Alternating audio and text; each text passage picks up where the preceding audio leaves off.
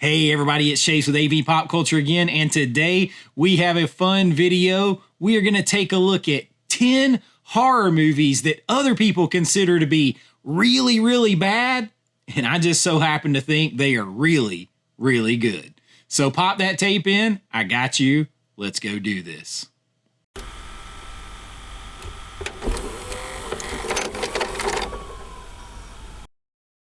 All right, so this isn't the so bad they're good type of situation here. This is movies that a lot of people consider to be bad subjectively. Critics think objectively they're bad. A lot of fans think objectively they're bad. A lot of them get panned. People just don't care about them in any way, shape, or form, or they just buy them for novelty value or whatever. But I actually really, as just an entertainment value, as a filmmaker, a horror fan, all that stuff, I genuinely enjoy these films. And in some cases, we're into the I love that movie territory. So I actually have 11. There was one more I wanted to throw in because I just watched it with some friends who didn't like it as much as I do. So actually, there's 2 of those on this list. But the bonus one here is Willy's Wonderland. Now, I first saw this with my kids. This, of course, stars Nicolas Cage. It's basically somewhat of a ripoff of Five Nights at Freddy's. Nicolas Cage, though, to me, gives just an absolutely awesome performance in this movie without ever saying a word. It's wonderfully weird. It's over the top. It might get a little bit repetitive in some ways, and they needed something at the end to kind of explain the badassery that is Nicolas Cage in this movie and why he can do the things that he does and stuff like that. But overall, I just find watching him so entertaining just to see what happens next and how people react with him. These evil demons are not, going to take advantage of him. Well, I think the girl says in the movie, you don't understand. He's not locked in there with them.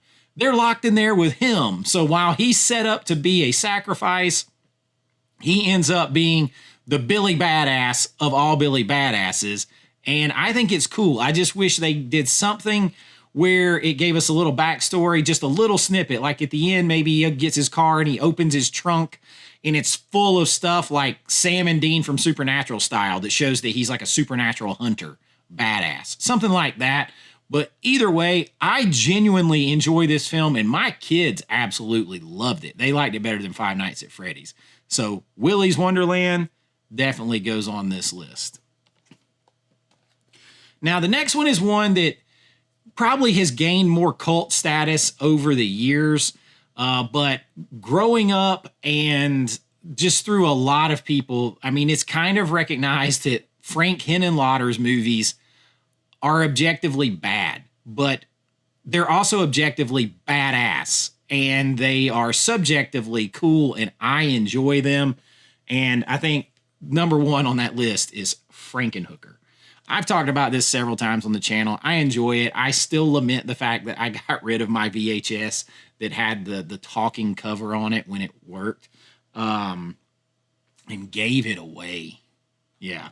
But Frankenhooker, of course, you have a guy whose girlfriend, fiance gets killed in a gruesome way, and he's going to decide to put her back together with the choicest parts from all of the ladies of the evening, the streetwalkers, as a nice way to put it. And he's going to Frankenstein together him a girlfriend out of hookers, hence Frankenhooker.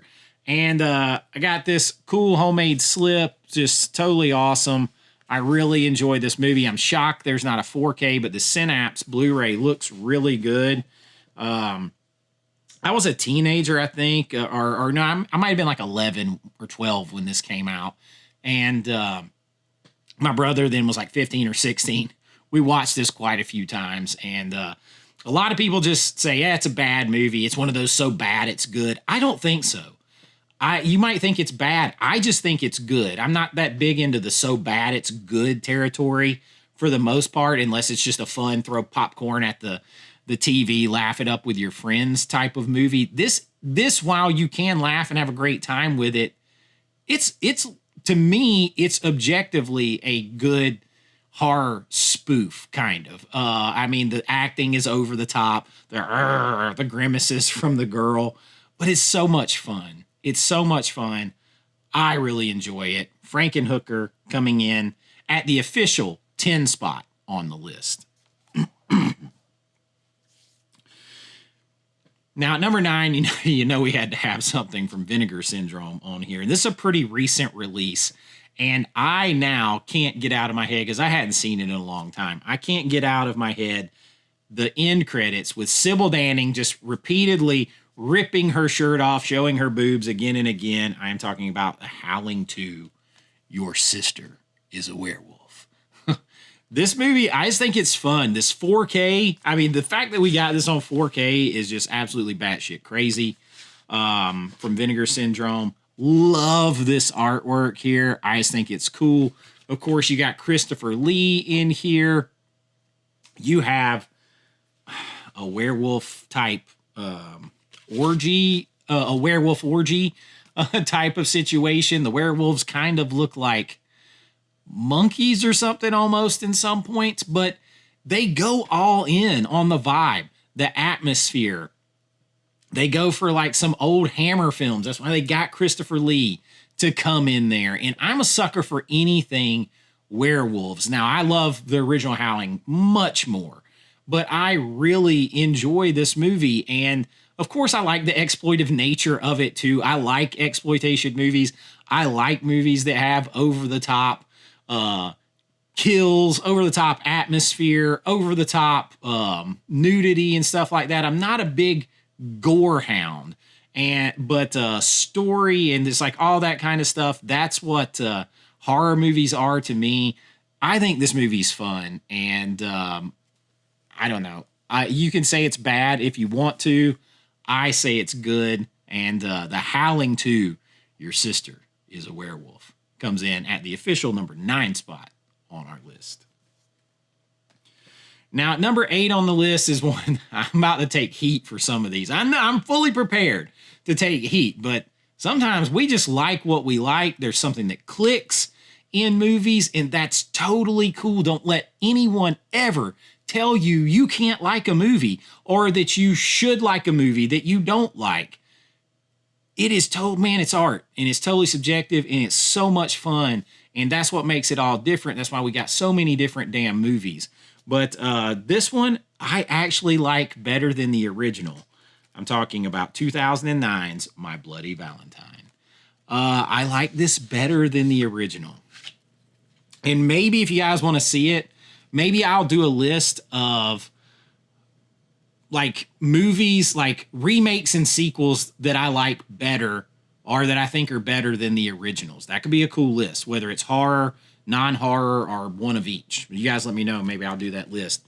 But this one's going to help win me over. It came out, it was at 3D. We saw it at the theater. I was like 30 when this came out.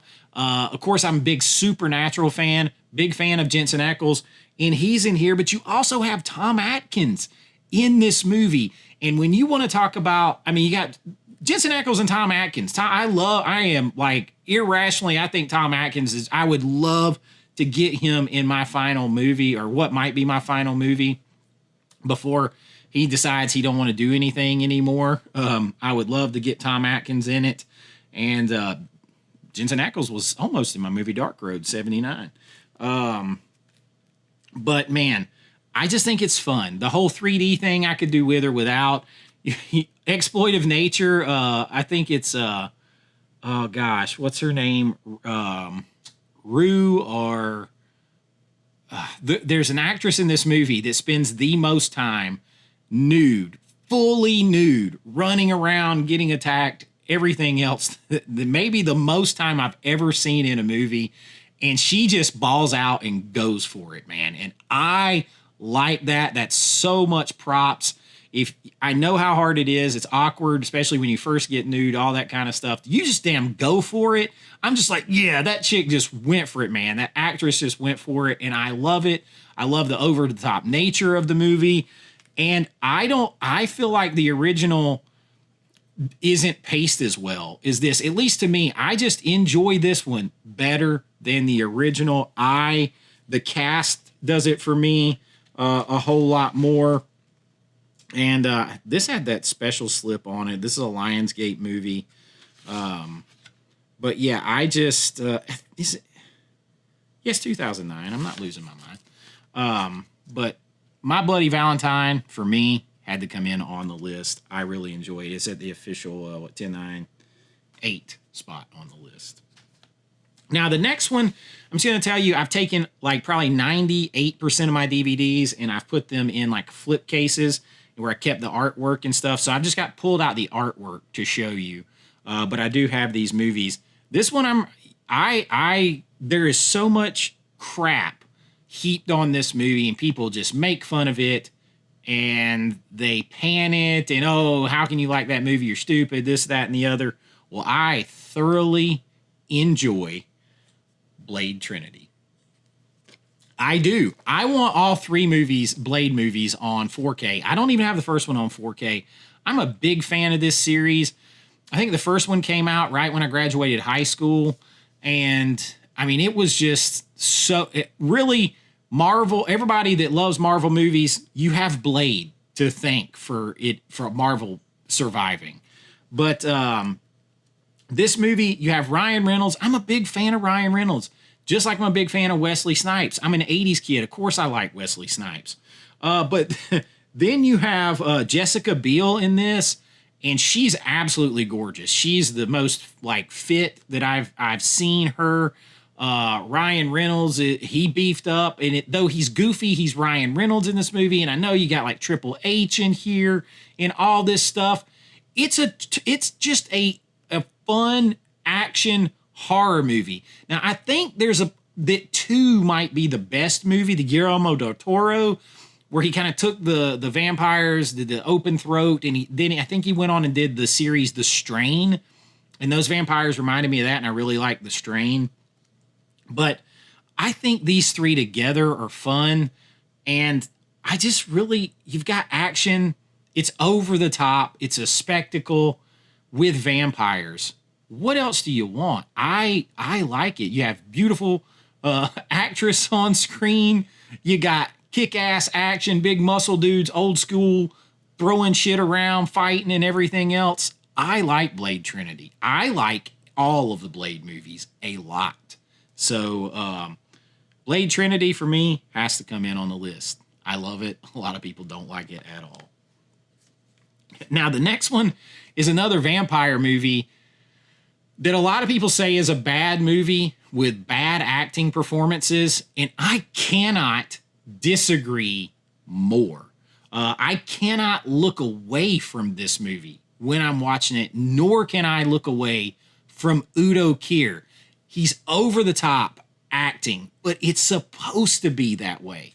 Like, it's not bad if it's supposed to be that way. And I am talking about Blood for Dracula. The choices he makes in this movie, in his performance of Dracula, were definitely guided, but he takes them to the next level. I'm dying on the blood of these whores. I mean, I love Udo Kier in this movie. And when you want to talk about exploitive nature, there's a lot of nudity and sex in this movie. There's a lot of stuff like that in this film. But Dracula is dying. He needs virgin blood. He goes to this town with his Renfield, basically, and they end up staying with this family that has 4 daughters that all claim to be virgins, and he's trying to bite his way through them, and they are just, let's say, they are not as innocent as they claim, and they're all getting it on every chance they get with the other guy, with the guy that lives there that's like the caretaker, and he becomes a badass at the end. The end is a little, I kind of want it to end different, but it's kind of perfect. It's abstract in so many ways. So maybe it clicks with me more because I'm an artist. I know it's called Andy Warhol Presents. Maybe he was a producer on it or he lended his name, but it's a Paul Morrissey film. But for me, you know, you throw in the TNA, but that adds it, and it's got this weird vibe to the whole thing.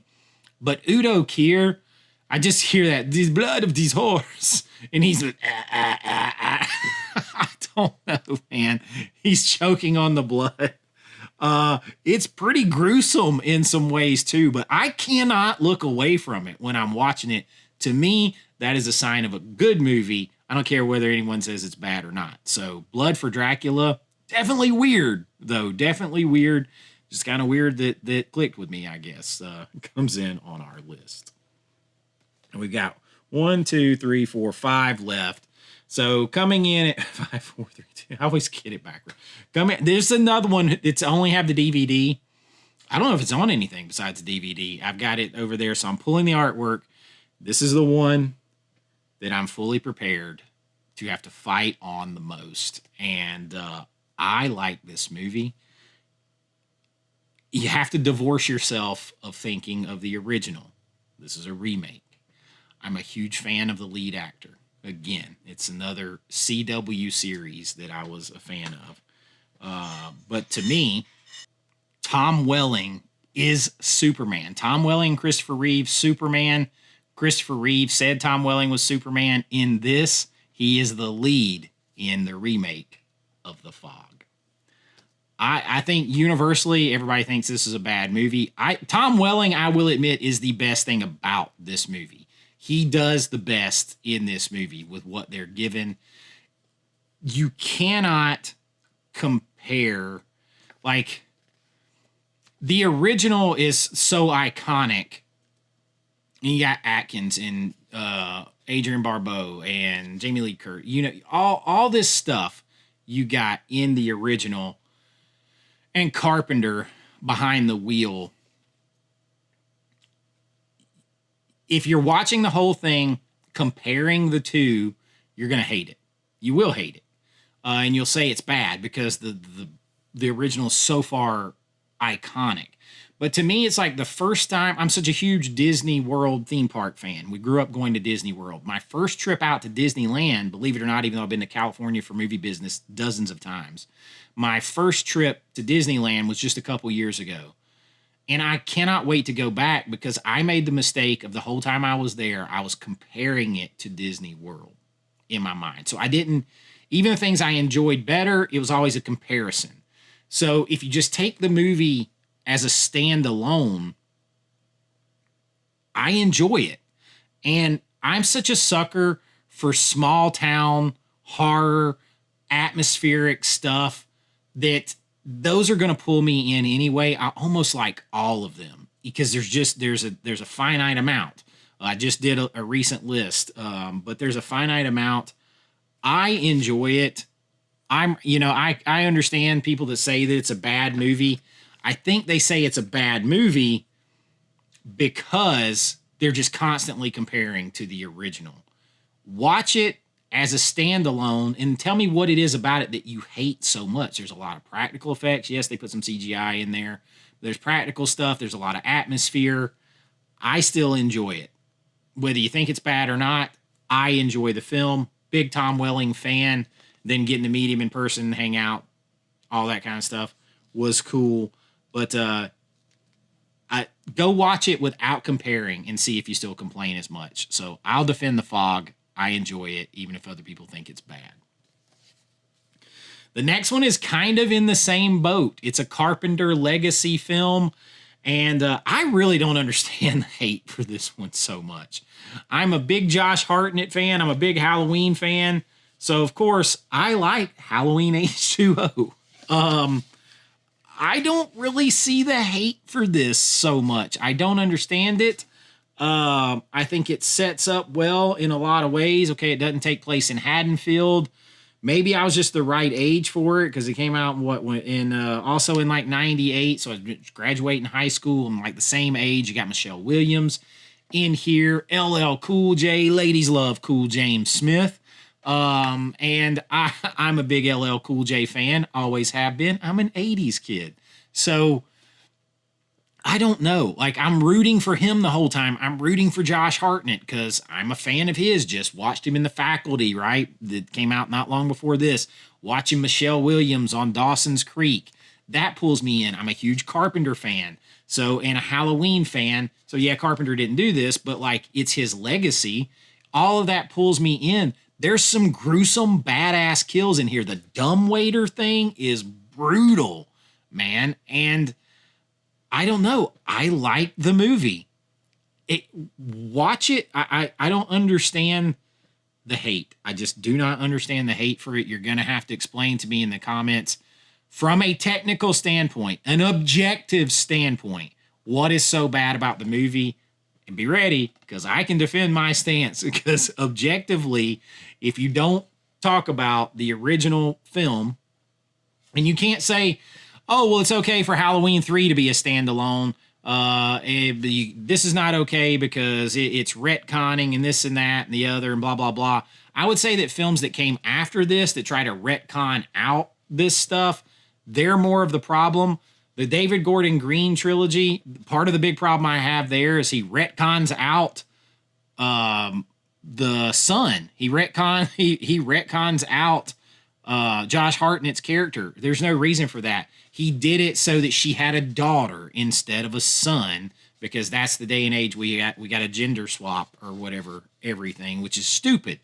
You could have taken off with this. Makes no sense. Just like killing off Jamie Lee Curtis with the chop head off and whatever, that made no sense in that film either. And they retconned it out. They could have done that with this. I thoroughly enjoy this film. I will defend it. This 4K is out of sight good as well. So Halloween H2O, I'm a fan. Now the next one on the list is the recent release by Arrow, and my friends Chance and Jen, who both starred in Dark Road 79. Looking at the movie poster right over there. Known them forever. They're huge horror fans, and huge Friday the 13th fans. They hate Jason Goes to Hell. A lot of people hate Jason Goes to Hell. I'm an unapologetic fan of Jason Goes to Hell. And because we had too many movies to watch the other night, I didn't argue my point with them on why I think they think there's no story here. As a writer, a published screenwriter, someone who taught film writing, all that kind of stuff, I completely disagree. And I love them with all my heart, but I disagree. And anyone else, I would disagree. They didn't have a competent writer to do what they were trying to do in this movie. But the overall story, different from the writing, story idea, writing, two separate things. That's why you'll see story by, written by, very different things. The story of what they tried to do here was actually really good, in my opinion, and different. They also, I think a lot of people miss that that part of this is a wink at the audience about the tropes have been set forth in Friday the 13th slasher movies that came before this. They're telling you that with the opening sequence with the undercover FBI agent who gets naked and she does all the stupid stuff that you're always yelling at characters in horror movies, particularly Friday the 13th movies, not to do. Go outside, go to Camp Crystal Lake, go outside by yourself, go investigate a strange noise, pay no attention to doors slamming on their own, then inappropriately go and get naked to get in the shower or do anything else at a weird time when you're all alone and vulnerable. And they're doing all that to bait Jason in. They're using all of those tropes to bait him in, and they're winking at the audience while they're doing it. We know that you know that we know that you know that you know, kind of thing. There's what they're saying. They're saying this is what has been set forth in these movies. This is what happens. This is a stereotype of what happens. So we're winking at you to let you know that. And then they catch Jason. There's other moments in here too with Creighton Duke. He said, they're trying to hire him to catch Jason. And he's like, for that, you get the mask, the machete, the whole damn thing. It's a wink. It's a nod to Jaws. For that, you get the tail, the whole damn thing.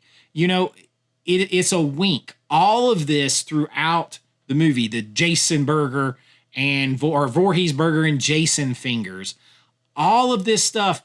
Even one of the main characters, the main guy in the movie, picks up 2 girls and a guy. They're going to go camping at Crystal Lake. He's like, so, you're going to go to Crystal Lake. He's driving. You're going to go to Crystal Lake. So, what are you going to do? You're going to drink, do some drugs, get naked, have some premarital sex, like all this stuff, then get killed. Like, he says it in the movie. They're winking at you. So, part of it you have to take as a spoof, as not a spoof, but like the audience and them and the filmmakers are together on the gag. So you have to watch it from that point of view. But from a story standpoint, they didn't actually go far enough. This is the first movie that really goes into Jason is a demon. He collects the souls of the people that he's killed, and that keeps him going. We see the souls come out. When he dies at the end, we see the souls going back out of him. They're the first ones to really go into that lore. And because of that, he's just a meat suit. Like the Jason that we see is a meat suit. And he's a demon that has basically taken up that form. That is his preferred form. And so he's possessing people one after the other, trying to get that form reborn again. I think that's a clever story. I also like seeing other actors get to perform what their interpretation of Jason is without the mask. And there's things that they do that are clever. The reflection shows the real Jason, or his perception of what he looks like, because that's the identity this demon has developed. And I think all those things, there's some really cool ideas. They didn't have a good enough writer to pull those together, but the story is actually good, I believe. And I will defend this movie. I'm a fan. If you haven't thought about all those things with this movie that way, go back and watch it with that in mind. I think you'll enjoy it. I love it. It also is insane practical effects in this movie. Way more practical effects and badass ones than I remember. Go watch it, enjoy it, and I'll defend Jason Goes to Hell. All right, the next one up on this list is one that actually has me almost convinced that I just want to say screw it and do a movie that is fun, 80s, early 90s, homage, just slasher, TNA, haunted house, just balls to the wall, fun movie like this. In case it's my last one, I want to go out having a blast. I am talking about Evil Toons. Oh man, this is Roger Rabbit meets the Evil Dead. That's a good, with basically the Tasmanian Devil as the demon. You got Robert Carradine in this movie, David Carradine in this movie. This was directed by Fred Olen Ray, who does a lot of did a lot of fun horror and TNA like sex comedies like Bikini Drive-In, stuff like that are just a gas. They're just fun. They're fun. That's it. This movie, you get 4 beautiful women. They're hired to clean this haunted house over the weekend. And there's basically a Necronomicon in there. They let out this demon, all this kind of stuff. There's ridiculous, gratuitous TNA in here. The kills are fun, but nothing is ever taken too seriously.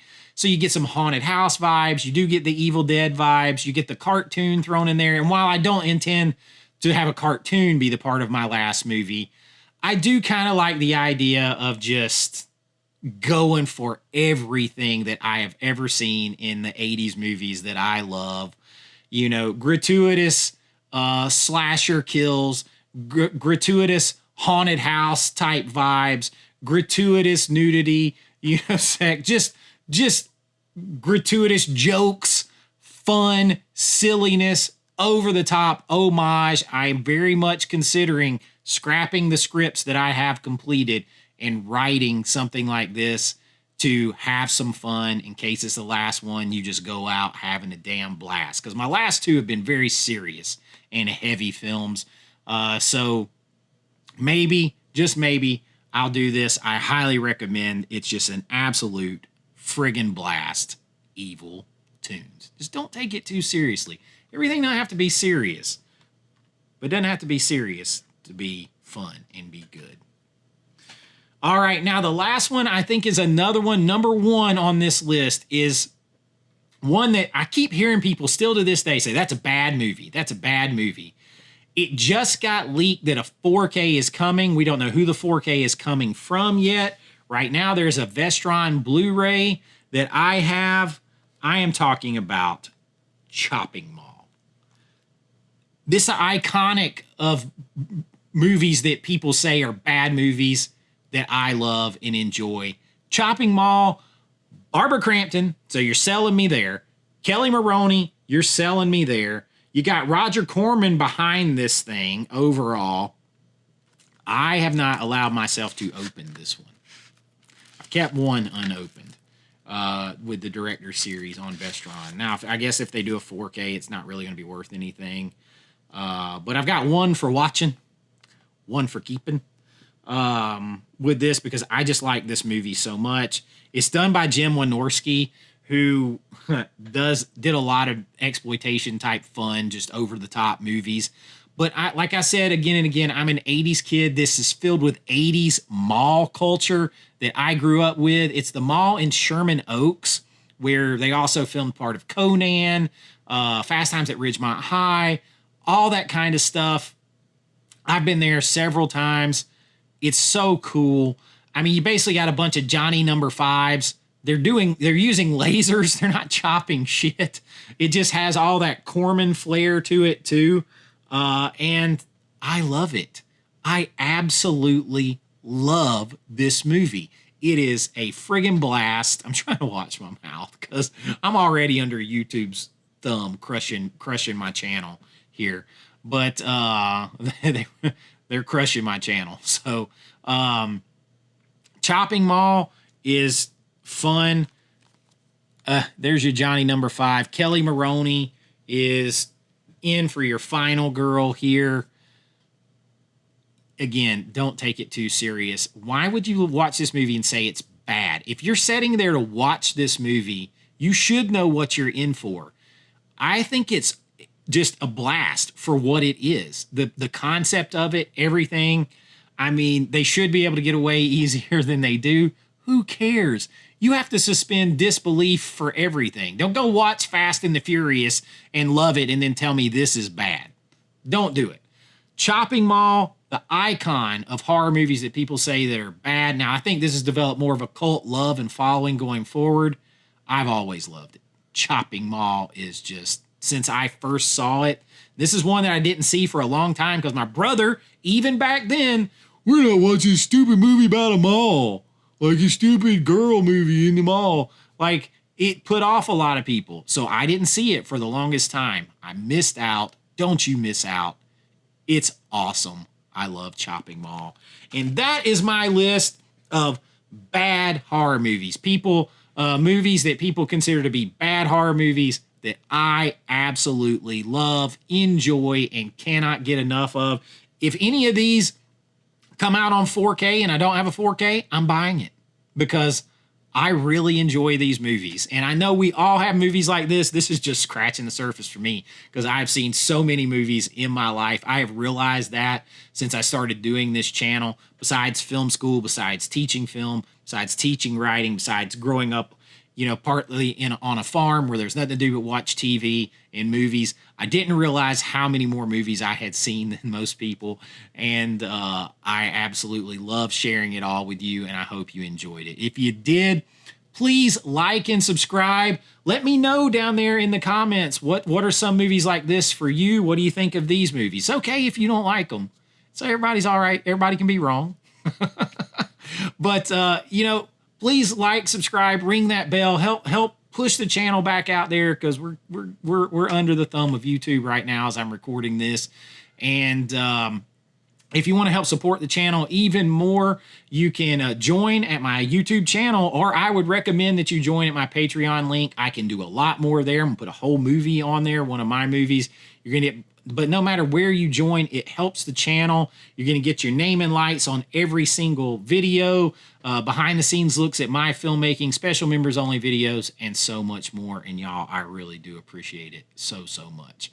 But until next time, be kind, rewind like always. This is Chase with AV Pop Culture, and I'll see you real soon.